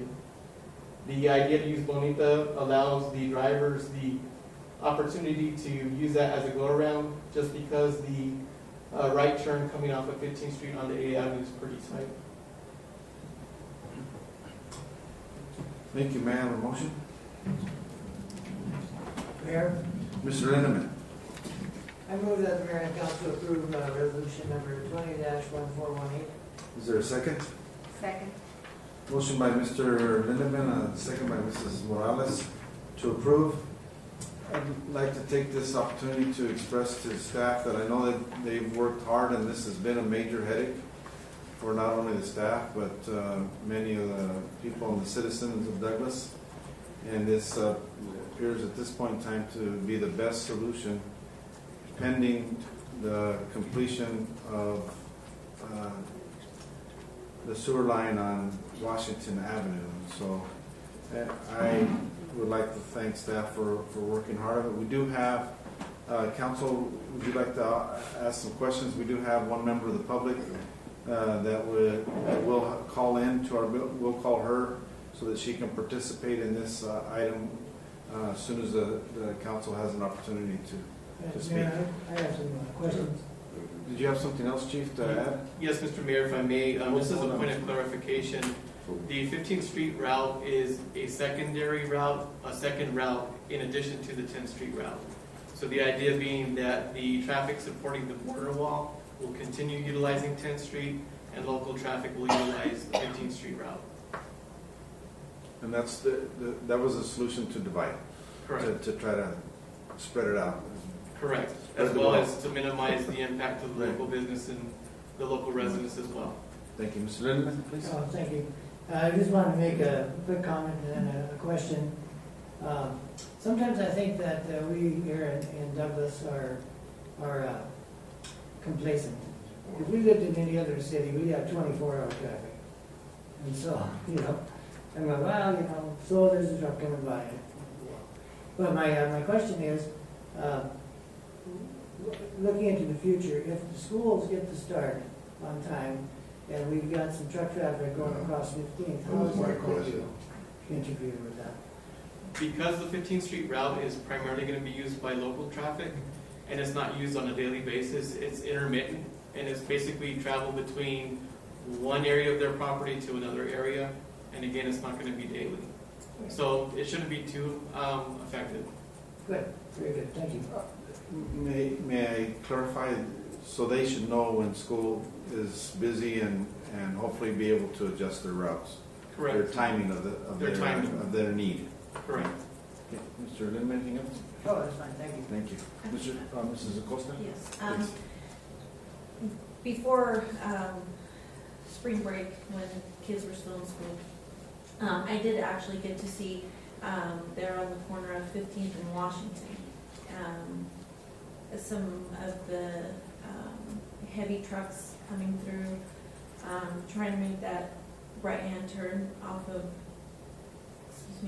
15th Street onto Washington, right before 8 o'clock. So you had school traffic and, you know, kids, you know, trying to get to school, and these big trucks obviously needing more room than they could get to make that turn. I have made that concern aware to Ms. Watson, but just a comment about that. And I believe it was local. I don't think it was yet the border wall traffic that was using that route at that time, but maybe just having consideration of that particular area, that traffic at that time between, 7:30 to 8 o'clock. Something to be aware of. And then the second point I wanted to make was that I live on 10th Street, so I'm directly affected by the board wall traffic. And it's a double-edged sword. Obviously, the noise, the dust, and all the stuff that comes with this extra traffic that, like Mr. Lumen said, we're spoiled and not used to around here. But at the same time, it's nice to see our city a little busier and seeing that there is some kind of development. Unfortunately, that will go away here in the next year or so, but it would be nice to see our city, grow and see that there is some kind of growth with construction, going on. That would be a great thing to see around here, but thank you. Thank you, Mrs. Acosta. Mr. Shelton? Yes, my concern was the high school traffic and Uber traffic, so it's been answered. Thank you. Thank you. Mr. Grau?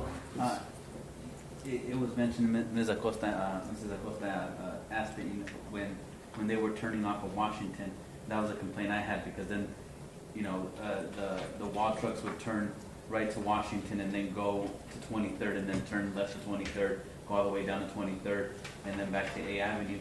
I'm still kind of concerned about that traffic, even, because usually when I'm in a car with someone and they see the trucks, they'll say, I want to beat out the truck before it gets to the stop sign, I want to hurry up.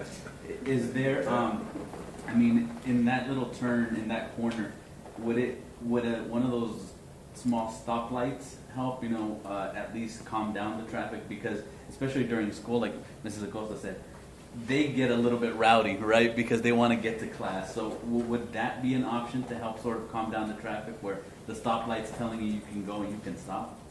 I think that's something that we can look at through consultation with Public Works to see what type of traffic engineering we could implement to traffic calming methods, as well as Washington is fairly wide avenue.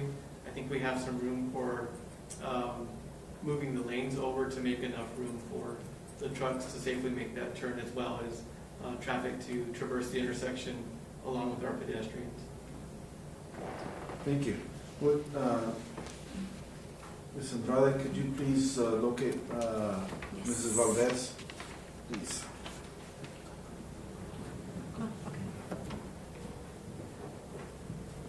She's ready.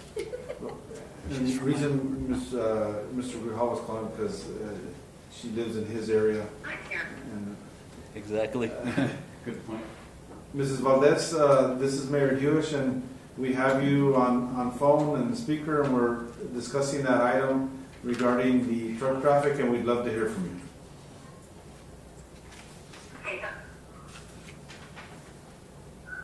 Go ahead and ask her to go ahead. Go ahead, Ms. Valdez.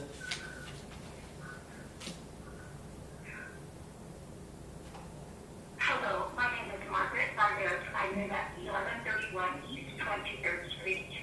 And tonight I would like to address the heavy construction traffic on 23rd Street due to sewer construction or sewer construction. This includes, but it is not limited to double hammer dirt haulers, cement mixers, and tractors. When I retired and moved into this neighborhood, I thought it would resemble the street I grew up on. Quality of life here on 23rd has taken a major nosedive. Add to the construction truck noise, the booming car stereo, the loud mufflers, and high speed. So it is a constant annoyance to all of us who live on this street. Most of the time, I have to leave my home just to save my sanity and get away from the noise. My niece, who lives next door at 1123 East 23rd Street, suffers from severe multiple sclerosis.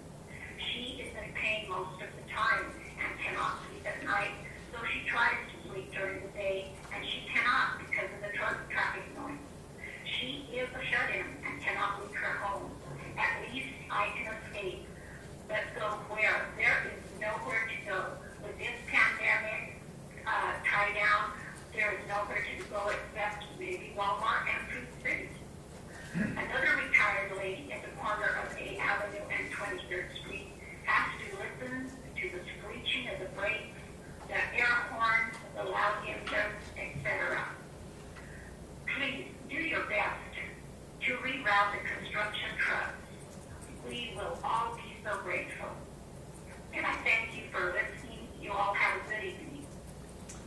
Mrs. Valdez, thank you very, very much for your input. We appreciate that. And please let Councilman Grijalva know anytime that you'd like to speak with us. Thank you, Ms. Valdez. Oh, she knows.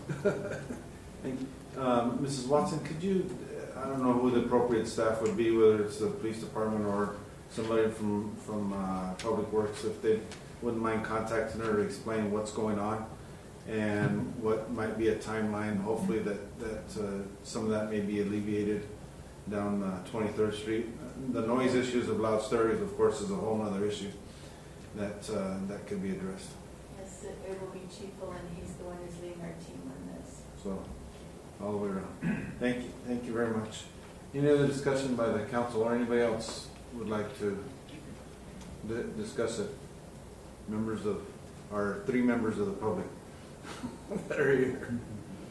Okay, thank you. Roll call, we'll begin in Ward 3 if that's okay. Councilmember Acosta? Yes. Councilmember Shelton? Yes. Councilmember Valdenegro? Yes. Councilmember Grijalva? Yes. Councilmember Lindemann? Yes. Mayor Pro Tempore Morales? Yes. Mr. Mayor? Mayor votes yes, motion carries. And again, thank you staff for working so hard on trying to do the best with a difficult situation. Item number 15, discussing decision on approval of resolution number 20-1419, a resolution of the mayor and council of the city of Douglas, Cochise County, Arizona, authorizing the city manager to execute a renewal of the intergovernmental agreement between the city of Douglas and Cochise College to provide reliable passenger transportation services to college riders, combining resources to continue to promote educational opportunities and foster economic development in the city of Douglas. Mr. Pedrosa, please. Thank you, Mr. Mayor. This is a renewal of this IGA between the city of Douglas and Cochise College. The Douglas Rides, Cochise Connection transit system operates to provide rides to students at a subsidized rate over to the Douglas campus. And just last year, we also enveloped a Cochise Connection to operate to the Sierra Vista campus. We basically charge 25 cents per ride per student going to the Douglas campus and 50 cents per ride for the Sierra Vista campus, or they could just purchase a semester pass of $20 for Douglas and $40 for Sierra Vista. Since we have some new faces in the council, I'll explain a little bit more. There's 4 trips daily that are performed Monday through Thursday, and 2 trips to Bisbee are included as well to bring students from Bisbee over to the Douglas campus. This is a very successful route. Our bus is full at times, and we actually have to provide a second bus for the overflow.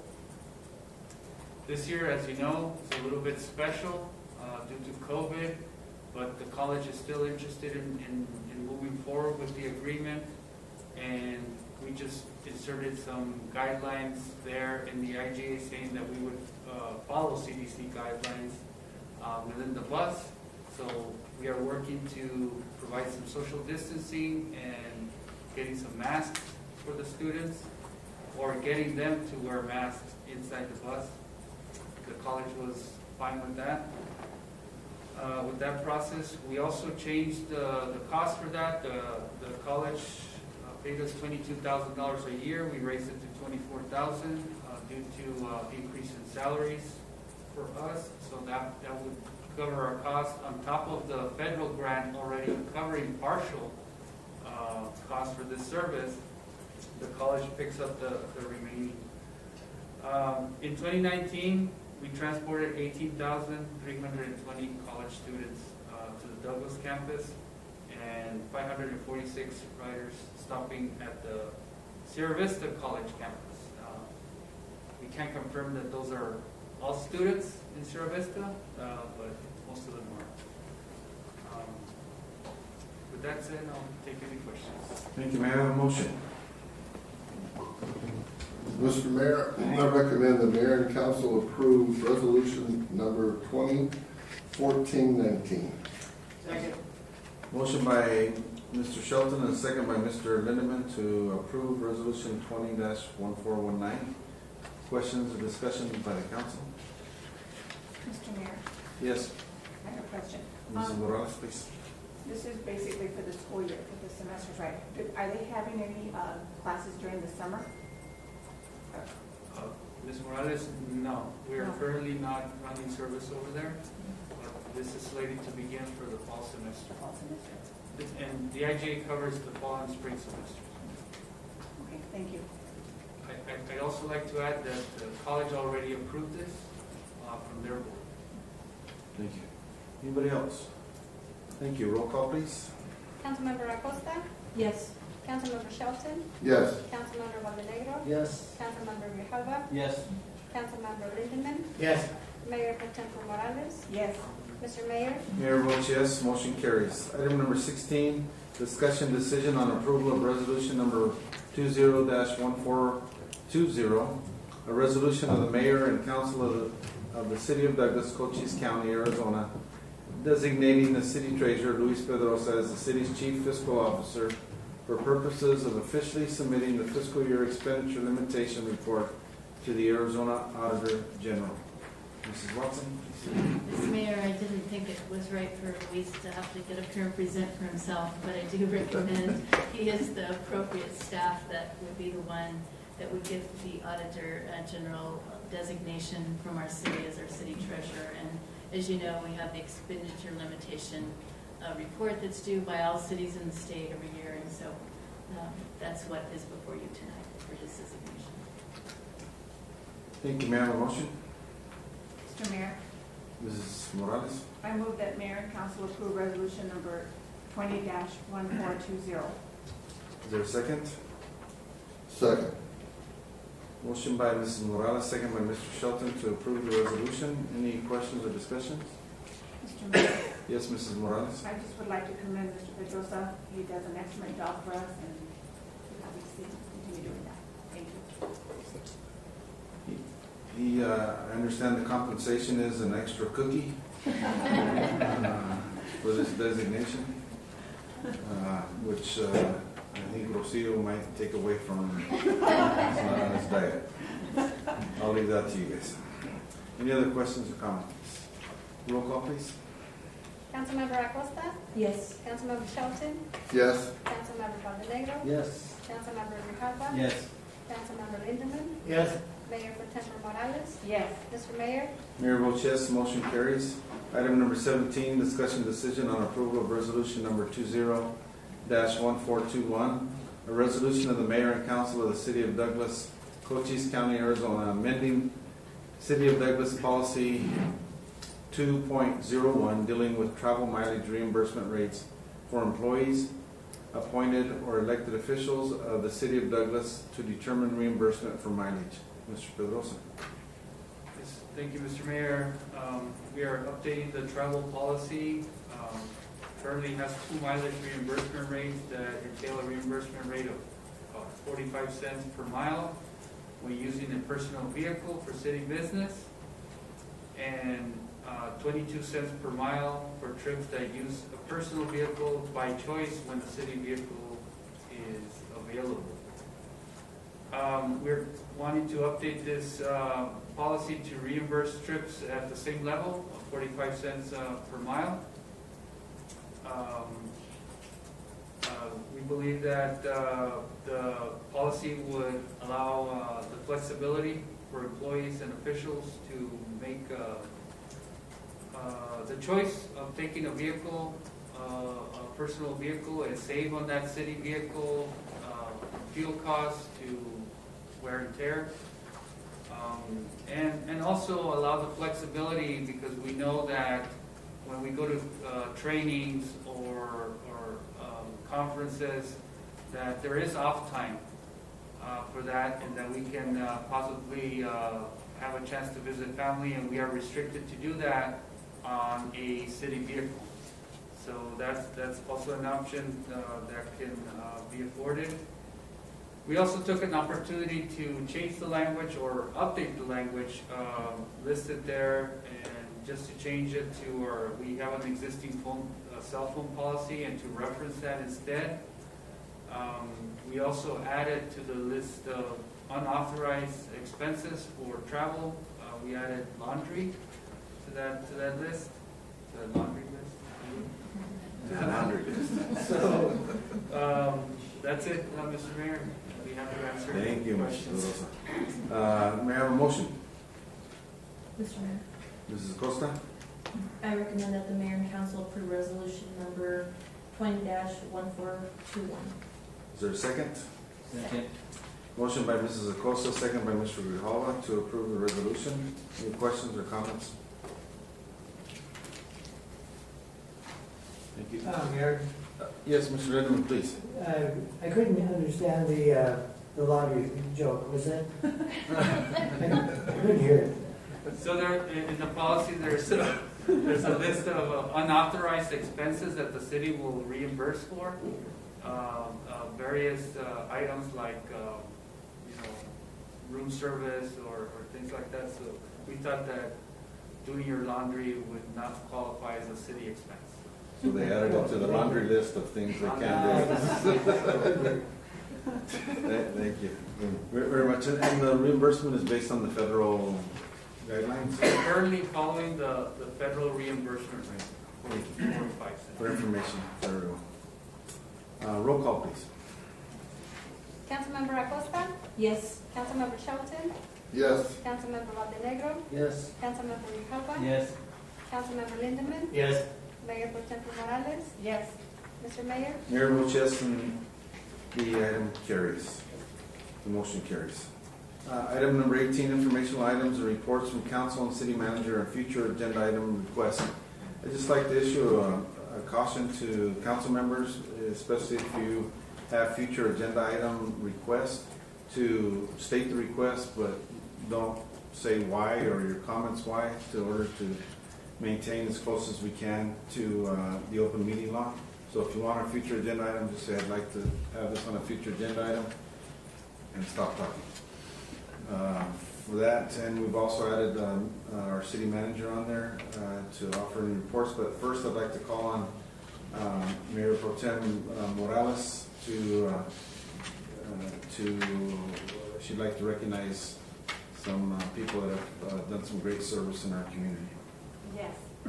I would like to, as you know, the Julia Page Cemetery on 3rd Street was in dire need of cleanup. It had like 3 feet of weeds and it hadn't been cleaned up in quite a while. So there was a group of people that volunteered their time on Saturday, May 23rd. It was the Memorial Day weekend. They could have gone out of town. I don't know what they would have done because no place to go, but they did volunteer their time to go out there and clean it up, and they've done a really great job. So I really wanted to express my gratitude to these individuals, and I would like to commend them for doing such a great job, and I would like to list them. I received these through Facebook, but I would like to come in and recognize all these individuals. It's Frank and Loli Molina, Carlos Garcia, Marta Cruz, Angel Mejia, Isela Morales, Julie Johnson Flores, Carmen Flores Johnson, Larry Westbrook, Jan Westbrook, Ricardo and Ana Arvizo, Stella Peterson, Bobby and Marta Anaya, Rose Estrada, Gary Siddons, Patricia Roach Malone, Susan Spellbring Rocco, Dennis McAvoy, Armando Arevalo, Joe Saavedra, Chasky Valenzuela, Mark Romo, Armando Arevalo and his uncle, unfortunately he didn't give me his uncle's name, Daniel Novoa, Norma Lynn Galindo, Chubby Flores, and the Boy Scouts. I hope I didn't miss anybody, but again, thank you so much for taking the time to clean up the cemetery. I want to tell you there was people on Sunday too. It wasn't just Saturday. Just in case you didn't hear that, Mrs.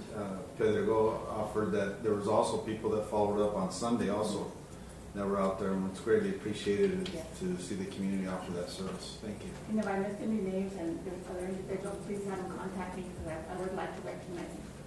Thank you. Thank you. Any other member of the council that would like to speak at this time? Mr. Grijalva.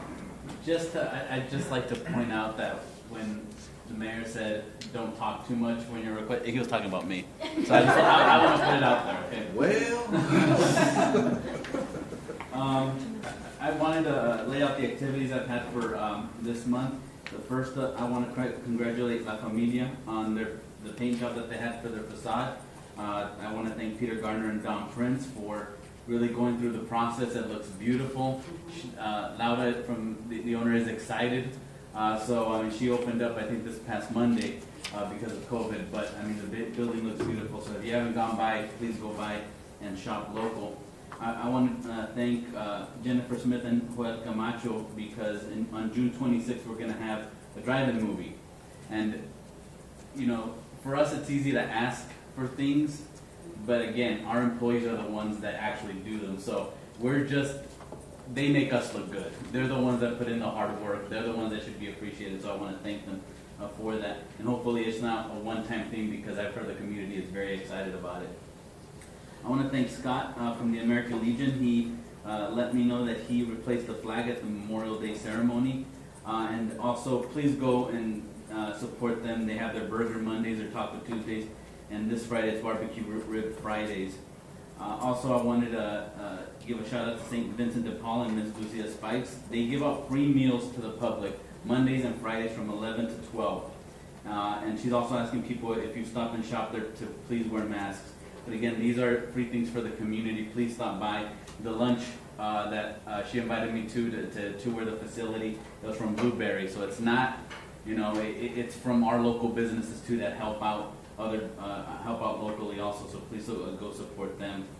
I want to thank the food bank. They've put up with me. They've allowed me to volunteer. They do their drive, where they give the food out in the cars from around 7:30 to 8:30. I think they do it. Go on their Facebook to find out more information. It's a lot of hardworking people, but at the same time they need volunteers because they do so much in 5 hours. And they're very committed, but again, they need the help. Donations are nice, but if you can help out, wear a mask and help them out and help out the community. It's not just 20 people that go. I think last time it was 150 people that we served as far as the cars. And you know, for those that go in their carts, it's from 8 or 9 to 11. So again, it's a big help to the community. At this time, we need to be helping out each other. As far as requests, I'll keep it short. And I'd like an agenda item to waive the adoption fees, maybe for the animal shelter, maybe once a month, or make a special occasion for those. That's all. I'll shut up. I was going to go on. I'll be quiet. No, please, Mr. Grau, if you have some other items, please. No, I was going to elaborate more on that. No, so I'll be thank quiet. you. Thank you. In that case, yeah, you're done. Thank you. Any other member of the council? Mr. Mayor. Yes, Mrs. Costa. I'd just like to again thank the constituents. This is my first meeting.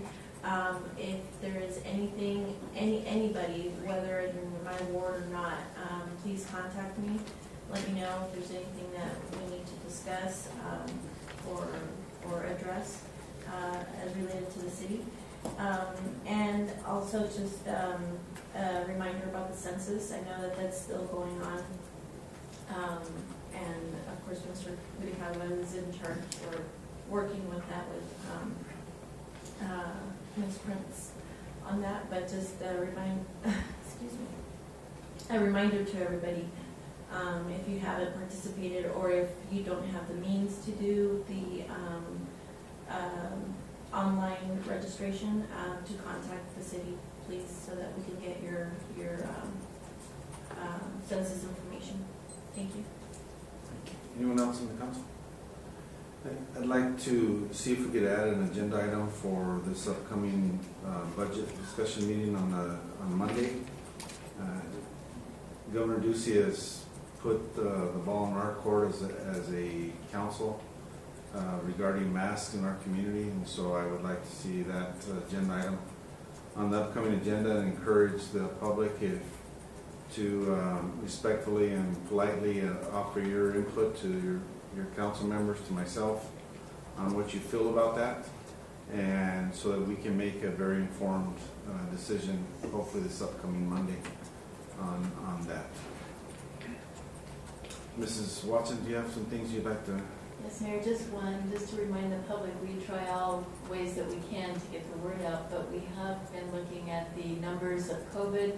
We have a COVID team internal. We get regular reports weekly from Dr. Miller, and sometimes from Dr. Malka Chirikawa. So right now, our tentative opening for phase 2 has been extended to June 29th. All of our public facilities are closed. We were doing a pilot tonight, so we could hopefully accommodate those public members who wanted to make comments, or if they wanted to come in person. We'll continue to evaluate, and we appreciate everyone's understanding. We're all in this together, and we're trying our best to reduce what has happened around our county as well as in the city. Thank you very much. Item number 19, may I have a motion to adjourn? Mr. Mayor, I move to adjourn. Second. Motion by Mrs. Morales, second by Mr. Shelton to adjourn. All in favor, please signify by saying aye. Aye. Any opposed? Thank you all for coming, and thank you all for online for joining us tonight.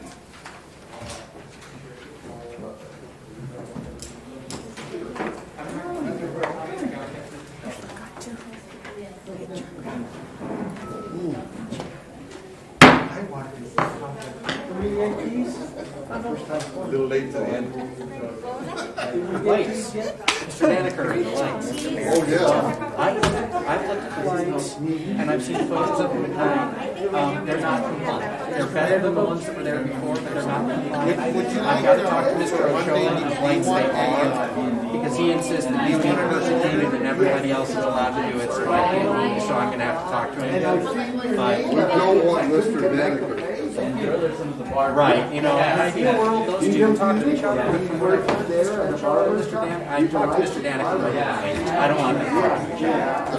So I'll talk to Mr. Danica and see what we can do. Just shield them a little bit. And I understand other people in the neighborhood are breaking them too, but and if it's time for me to go be the light bulb police, I'll go be the light bulb police in our neighborhood. I remember seeing you at, yeah, so we're working on it, and I'll be talking to Mr. Ochoa on the phone tomorrow, and if possible, Okay. yeah, thank you. How old is he? I don't know him. Again, Gutierrez knows him, which is why Miguel went and spoke to him first, and he just said, no, make your boss talk to me, because I think you guys are just picking on me. I will pray for you guys. You have an important job. Say la me. Okay.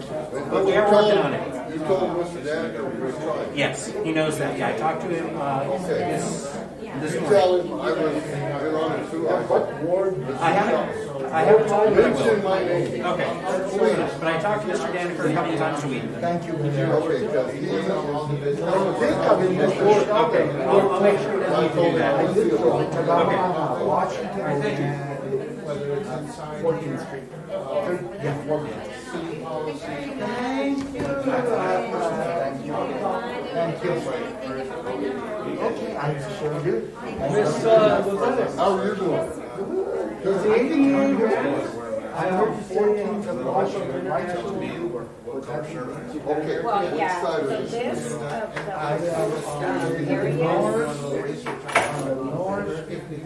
Northwest side of Washington. No, He wants us to go on. That's Okay. I think we have 1 hour to do it. But I don't think it's 100%. I think it's optional, and that's what So we're we're on the north that side would be on the, of yeah. the So that I'm on the south side. 14th in Washington. Yes. So I don't know yet. Northwest side of Washington and 14th.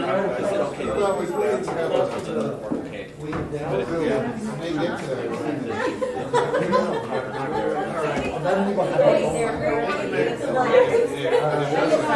very